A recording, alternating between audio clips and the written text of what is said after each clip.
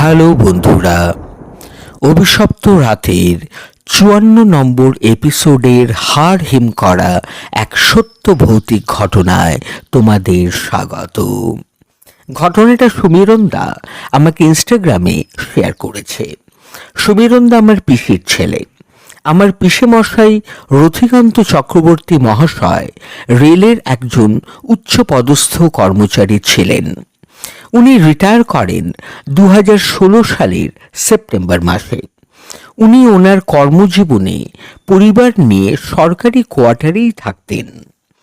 অবসর গ্রহণের পর ব্যক্তিগত স্থায়ী ঠিকানার প্রয়োজন হয়ে পড়ায় উনি ভুবনডাঙ্গায় ৪ কাঠা জমি কেনেন। ওই জায়গাতেই জমি কেনার দুটি কারণ ছিল। প্রথমত, পিসিমার বাপের বাড়ি ছিল ভুবনডাঙ্গায়। দ্বিতীয়ত, ওই জায়গার প্রাকৃতিক শোভা ছিল অসাধারণ। ছোট পাহাড়, ঝর্ণা, অরণ্য, আর তার সাথে উপরি পাওনা হিসেবে ছিল এক পাহাড়ি নদী। সমীরণদাও ইতিমধ্যে রেলে চাকরি পেয়ে গিয়েছিলেন। সুতরাং পিসে ও পিসি এই দুই বুড়ো বুড়ি শেষ জীবনটা ওই রকম একটা নিরিবিলিতে প্রাকৃতিক শোভার মাঝে এক গ্রাম্য জীবন কাটাতে চাইছিলেন। সুতরাং আর দ্বিতীয়বার চিন্তা না করে পিসি ও পিসো জমি কিনে ভিত পুজো দেন। বয়স হয়ে গেলেও ওনারা কিন্তু আধুনিক চিন্তাধারার মানুষ ছিলেন। ধর্মীয় কুসংস্কার অথবা গোড়ামি থেকে অনেক দূরেই থাকতেন দুজনে।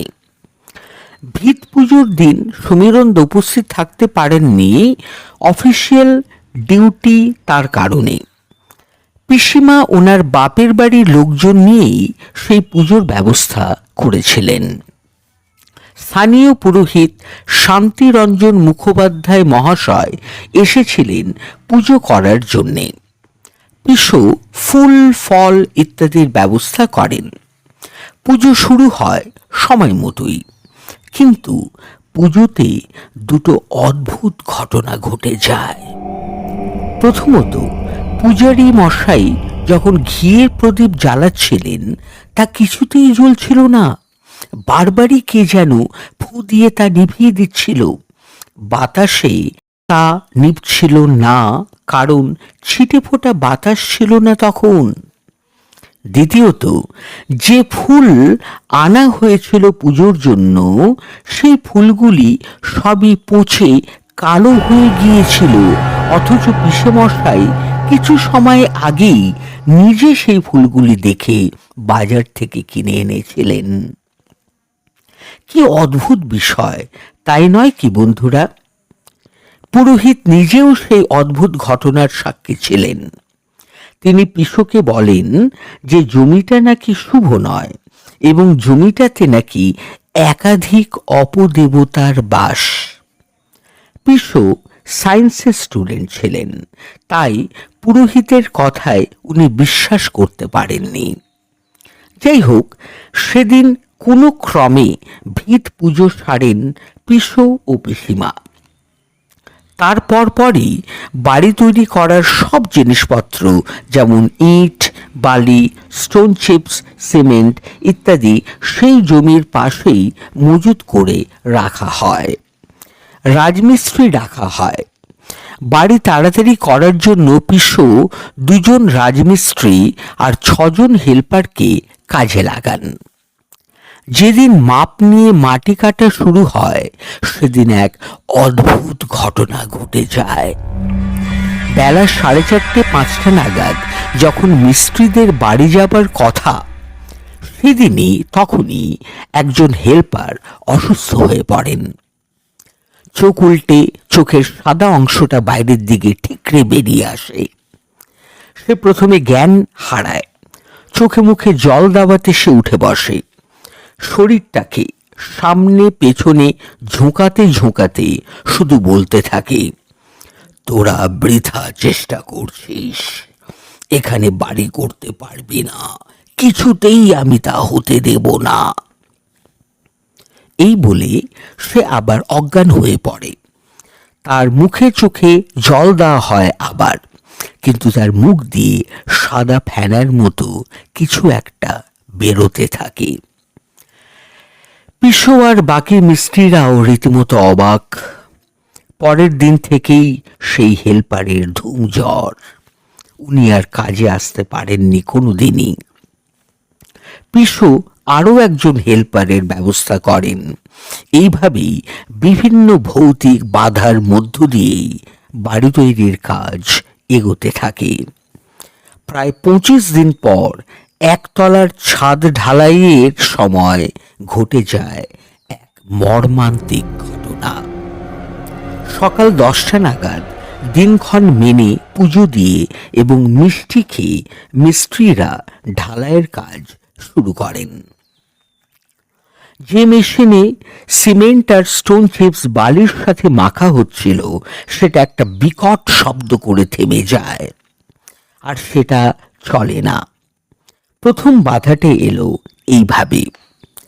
দ্বিতীয় মেশিন ভাড়া করে আনা হলো। মেশিনের গোল ড্রামের ভেতর হেল্পাররা পরিমাণ মতো সিমেন্ট, ছোট স্টোন চিপস, বালি আর জল দিচ্ছিলেন একটা ঘন মিশ্রণ বানানোর জন্য। এদিকে ঢালাইয়ের কাজ শুরু হয়ে গিয়েছে। বাঁশের মাচা বেঁধে হেল্পাররা মাথায় করে সেই মিশ্রণগুলোকে মাথায় পাতলা লোহার গোল, মাঝখানটা গভীর থালার মতো পাত্রে ওপরের দিকে তুলে দিচ্ছিলেন, আর রাজমিস্ত্রিরা তা নিয়ে ছাদের উপর কাঠের পাটাতনের খোপগুলোতে ঢালছিলেন। এমন সময় এক রাজমিস্ত্রি চিৎকার করে বলেন, আমি এক্ষুনি বাড়ি যাব, আমার ভীষণ ভীষণ মাথা ঘুরছে, বমি পাচ্ছে, আমি আর পারছি না।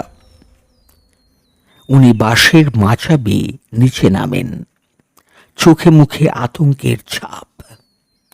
পিসু জিজ্ঞাসা করাতে উনি বলেন, আমি যখন ছাদের উপরে মিশ্রণ ঢালছিলাম হঠাৎই কে যেন আমার কানে কানে বলল, পালিয়ে যা, পালিয়ে যা, প্রাণের মায়া থাকলে, আমি কিন্তু বাড়ি হতে দেব না। এইবার পিসু নড়ে চড়ে বসেন। ওই পর্যন্ত যা যা ঘটেছিল তা একসঙ্গে করে বিশ্লেষণ করলে যা দেখা যাচ্ছে তা বড়ই ভয়ঙ্কর। ভিত পুজো করতে আসা পুরোহিতই ঠিক কথা বলেছিলেন।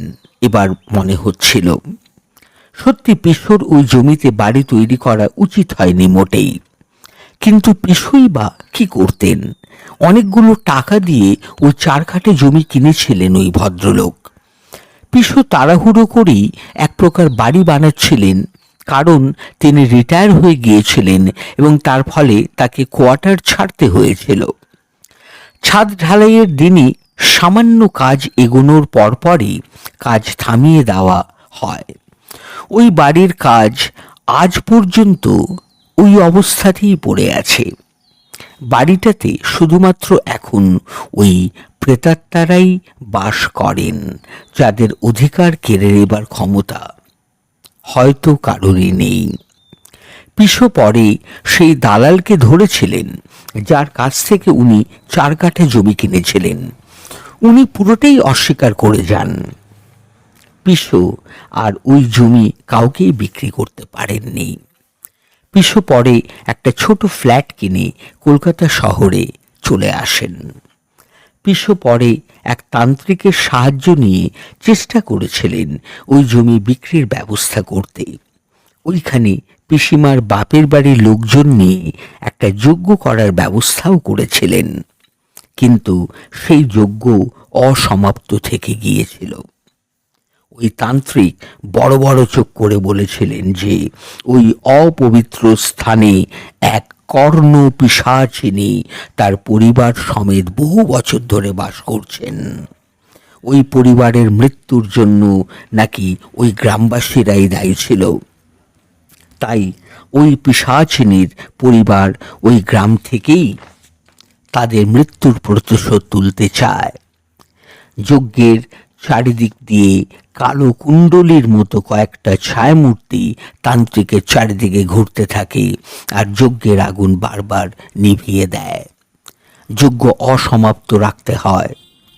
সত্যি পিসুর জন্য খুবই কষ্ট হয়।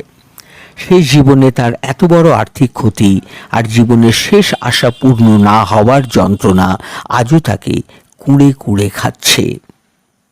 বন্ধুরা, গল্পটা তোমাদের কেমন লেগেছে আমাকে কমেন্ট বক্সে কমেন্ট করে জানাতে ভুলো না। আর গল্পটা যদি সত্যি ভালো লেগে থাকে গল্পটাকে একটা লাইক করো, যতটা সম্ভব পারা যায় শেয়ার করো গল্পটাকে। আর চ্যানেলে যদি তোমরা নতুন হয়ে থাকো প্লিজ চ্যানেলটাকে সাবস্ক্রাইব করে আমাদের পরিবারের সদস্য হয়ে থেকো।